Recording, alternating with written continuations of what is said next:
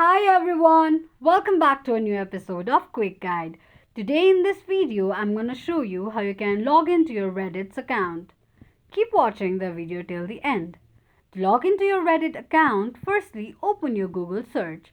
Type in Reddit login and make a search. The search results will be displayed on the screen. Click on the first link shown on the page.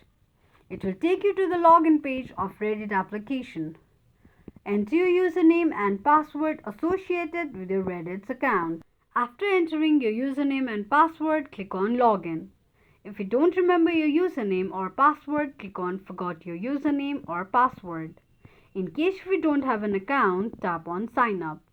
This is how you can log into your Reddit's account quickly and easily just in few steps.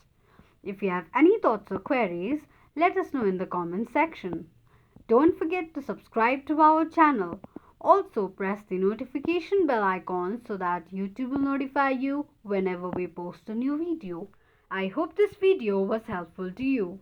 Thank you so much for watching.